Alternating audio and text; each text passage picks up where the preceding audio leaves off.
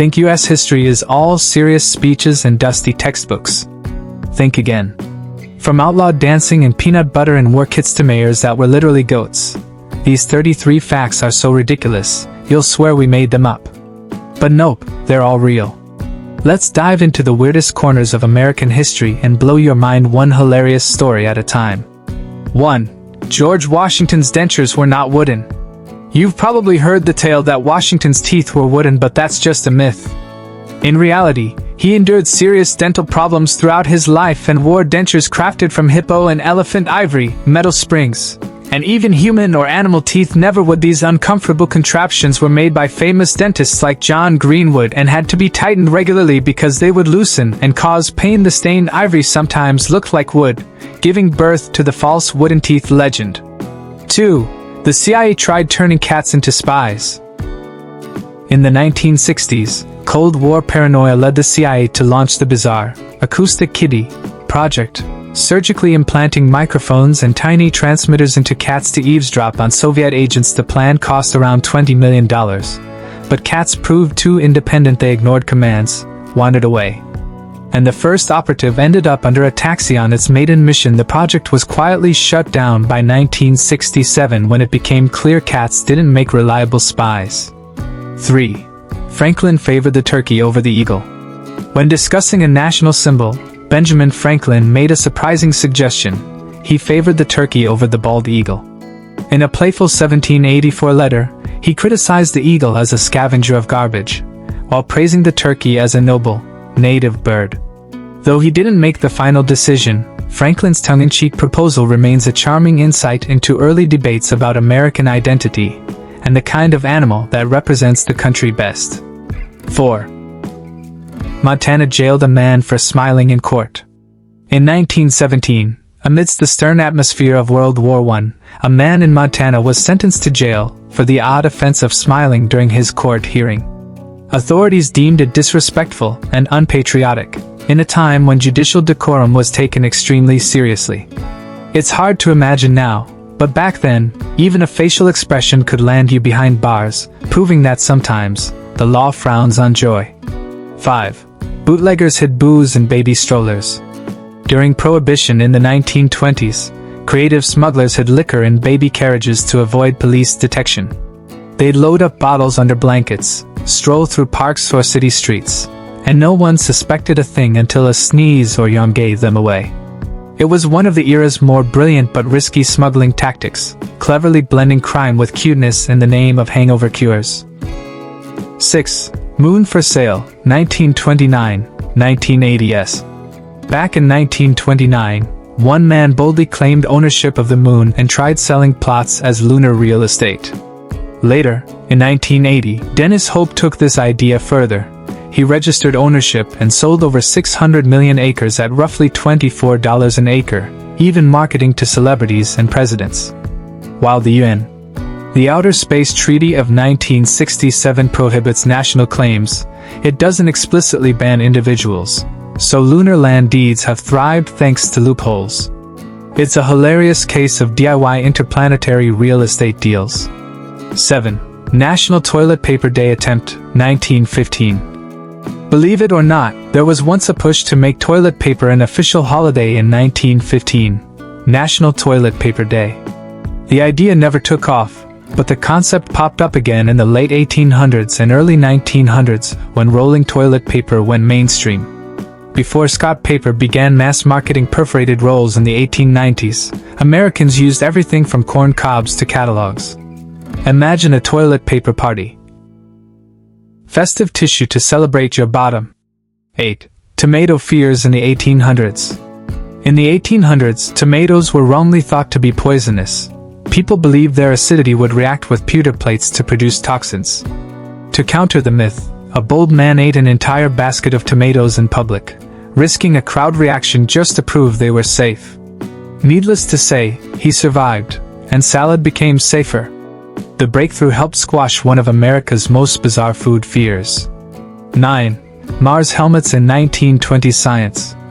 In the 1920s, scientists and dreamers speculated humans might live on Mars as long as we built the right helmets. This quirky optimism imagined gear-equipped explorers strolling across the red planet. Of course, rockets and life support took much longer to come. Still, the idea of Martian fashion-forward headgear reminds us how imaginative early space thinkers were even without spacecraft. 10. Texas Foot Beauty Contest, 1930s. One Texas town in the 1930s held a beauty pageant judging only women's feet, not faces, not voices, just feet. Contestants often hid their faces, focusing on toe alignment, arch, and skin tone. It sounds bizarre today, but at the time it was considered a charming novelty. It's proof that beauty contests have always had quirky chapters, sometimes far more pedicures than pageantry. 11. Everybody spoke English during World War I. During World War I, patriotism surged, and speaking foreign languages in public was often frowned upon. German-language newspapers closed, and schools dropped German classes. Even church services were scrutinized. It wasn't illegal, but families avoided it to dodge suspicion. This reflects how strong wartime sentiment led to folks self-censoring even in their own living rooms out of fear of being seen as disloyal. 12. Woodrow Wilson's ram. Old Ike chewed tobacco. President Woodrow Wilson kept a flock of sheep on the White House lawn during World War I to save ongoing costs. The lead ram, aptly named Old Ike, had a surprising habit. He chewed tobacco and even cigars. Staff later described Ike as temperamental and aggressive, charging humans, and notorious for chomping cigar butts he found. Though he didn't serve as a war mascot, his antics gave the first family some rustic charm amid wartime austerity. 13. Seagulls almost became World War II submarine spotters. During World War I and World War II, military inventors came up with bizarre anti-submarine ideas. One plan: train seagulls to flock around enemy submarine periscopes. The idea? Condition gulls to associate periscopes with food, so their presence would tip off subs below, while tests used decoys and dropped food near mock periscopes. The concept never fully launched. Still, it remains one of the stranger bird-based spy proposals in military history. 14. Bell-wearing pigs of 1800s New Orleans. In 19th century New Orleans, stray pigs roamed the streets, causing chaos and mischief. City officials passed a law requiring these pigs to wear bells so townsfolk could hear them approaching. The jingly porkers became a distinctive feature of the city's soundscape. It wasn't performance art, it was practical regulation. Still, imagine the sultry jazz night broken by the clinking of pig bells, an unusually musical version of Laissez-les bones temps ruler. 15. Pop anthem? Tune change in 1967. In 1967, the Star-Spangled Banner was under scrutiny. Some politicians and composers proposed a pop or folk version to modernize the anthem. Imagine a gentle guitar strumming at sports games. The idea sparked debates. Would it be disrespectful, or just fresh? The proposal fizzled out, and tradition held. Today, the anthem's classic orchestral version still resonates. But the pop anthem experiment reveals how even national symbols flirt with reinvention from time to time. 16. Franklin's haunting glass harmonica. Benjamin Franklin invented the glass harmonica in 1761, a musical instrument made from spinning glass bowls that produced ethereal, otherworldly sounds. Some listeners found the tones enchanting, while others thought they were downright dangerous. Critics claimed the instrument caused headaches, fainting, emotional distress, and even premature births. Some German cities even banned it. Its haunting, angelic tone earned it nicknames like the music of the spirits. Whether fact or fiction, this strange link between soothing music and fear made the harmonica one of history's weirdest inventions. 17. President John Adams had a dog named Satan.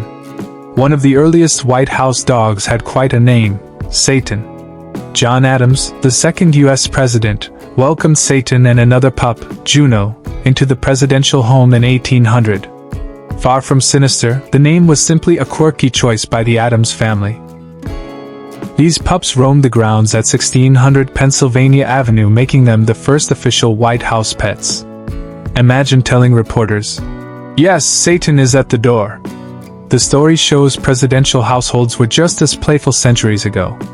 18. The US once tried a no hats tax. In the 19th century, some US cities toyed with bizarre taxes, including one on hat wearing or even not removing hats in public. The levy was supposed to promote egalitarianism or raise money, but it never stuck. It became one of history's funniest fashion finds, reminding us that city halls once thought headgear was big enough to tax. Thankfully, the idea never leveled fashion, but it sure made people think twice before tipping their hats. 19. Peanut butter became military rations in 1939. In 1939, as World War II loomed, the U.S. Army incorporated peanut butter into soldiers' rations. Thanks to its high protein, long shelf life, and calorie density, PB became a nutritious field staple. Troops carried it on the front lines, spreading it on crackers or hardtack. Some even mixed it with jam. It provided comfort and energy under combat stress. Who knew that one of America's favorite sandwich spreads would get a taste of heroism overseas? 20. A jailbird won Congress from behind bars. Ever heard of a candidate winning from behind bars? One U.S. politician did just that, running a campaign while incarcerated and still winning the election. Whether voters felt sympathy or believed in his cause, this bizarre victory shows that even in jail, a determined candidate can ride the support wave. It's a unique tale of perseverance, and reminds us that sometimes, ballot power transcends prison walls. 21. Americans once believed in airships before planes. Before airplanes took off, many believed airships like dirigibles and blimps would become the future of flight. These lighter-than-air vessels carried passengers across the Atlantic, set speed records, and even served in early military roles. But disasters like the 1930 crash of the R-101 and the infamous Hindenburg in 1937 shifted public confidence toward airplanes. By the 1940s, airships mostly vanished, though modern pilots are exploring new helium-based models. Still, for a brief moment, America seriously bet on floating cities in the sky. 22. A goat became mayor in New Jersey. In a charming small-town stunt, residents elected a goat as honorary mayor in New Jersey. The furry politician Lincoln, a Nubian goat, won in a light-hearted write-in campaign. He wasn't the first of his kind. A goat named Clay Henry began getting elected in Texas back in the 1980s, and Lajitas, Texas has since elected 4 generations of mayor goats. No law was changed, no ordinances were passed. It was purely for giggles. Yet it became a community tradition, showing that sometimes local politics can be downright brilliant. 23. Dancing was banned in some U.S. towns. During the early to mid-20th century, dancing was outlawed in some U.S. towns deemed morally strict. Elmore City, Oklahoma, banned dancing in 1898 and officially stayed off the dance map until 1980, long enough to inspire the movie Footloose. Likewise, Pound, Virginia passed an ordinance forbidding dance halls until 1999. These bans weren't national, they were local, often driven by religious or social concerns. So yes, in some places, your rhythmic freedom once literally needed a permit. 24. Ford's soybean car experiment. Henry Ford had a vision of sustainable vehicles. In 1941, his team created a prototype car with plastic panels reinforced with soybeans. Lighter and dent-resistant, the car proved the concept, though it never entered mass production due to cost and war constraints. Ford even joked he could grow his cars on soy farms. While the idea didn't catch on then, it foreshadowed our modern push for bio-based plastics. And yes, if soy-based cars ever hit the road, we have Ford's early experiment to thank. 25. Goldfish swallowing fad in the 1930s. In the Roaring '30s, American college students took strange dares, including swallowing live goldfish. The student magazine Time once reported on the craze sweeping campuses.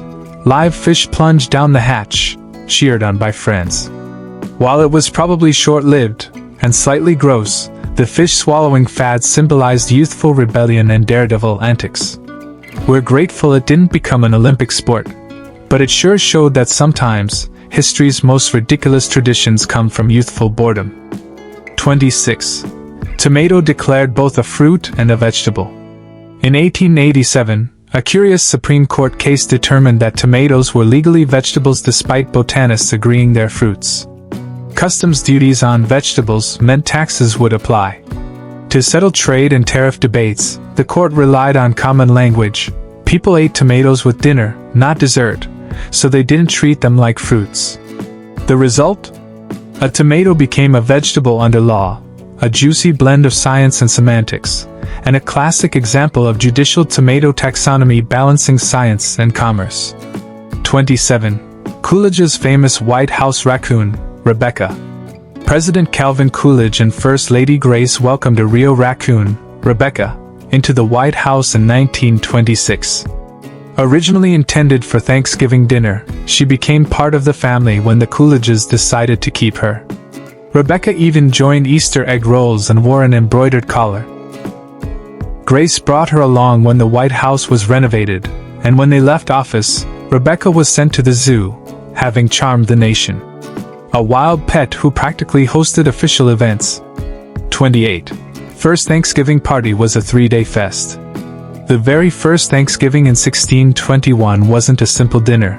It lasted 3 full days. Pilgrims and the Wampanoags shared feasts, games, and speeches at Plymouth.